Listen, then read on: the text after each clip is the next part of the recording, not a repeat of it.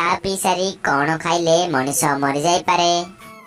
Option A चीनी, option B दही, option C biscuit, option D कदली। उत्तर जानथिले कमेंट बॉक्स रे जणाई दियंतु।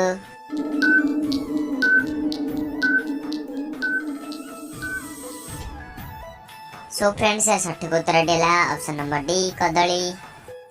चा पी सारी कदली खाइले मनीष मरी जाई पारे। तेबे आपण मानक पई परवर्ती प्रश्न, साइकिल चलाइबा द्वारा केउ रोग ठीक होई थाए। ऑप्शन ए हइजा, ऑप्शन बी हृदय रोग, option C blood pressure, option D diabetes. उत्तर जानथिले कमेंट बॉक्स रे जणाई दियंतु।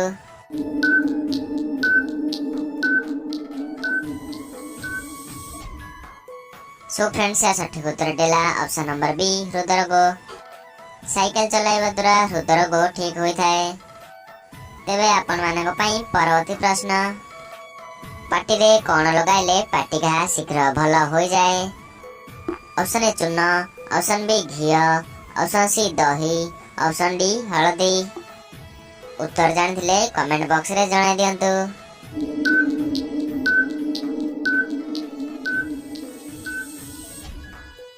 सो फ्रेंड्स सठिक उत्तर दिला ऑप्शन नंबर बी घी।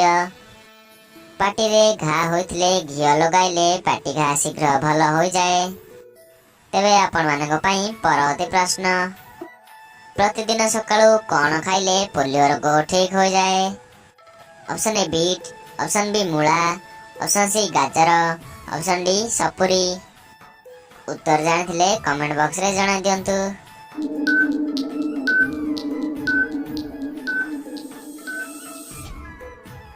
सो फ्रेंड्स सठिक उत्तर देला ऑप्शन नंबर बी मूला। प्रतिदिन सकाळू मूला खाइले पोलियो रोग ठीक हो जाए। तेबे आपण मानक पई परवर्ती प्रश्न, अधिक चा पीवा द्वारा केउ मारात्मक रोग होई थाए। ऑप्शन ए जख्मा, ऑप्शन बी रक्तचाप, option C pyorrhoea, option D thyroid.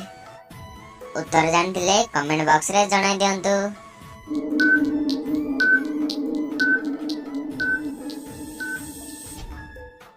So friends सठिक उत्तर देला ऑप्शन नंबर सी पायरिया। अधिक चा पीवा द्वारा पायरिया नामक मारात्मक रोग होई थाए।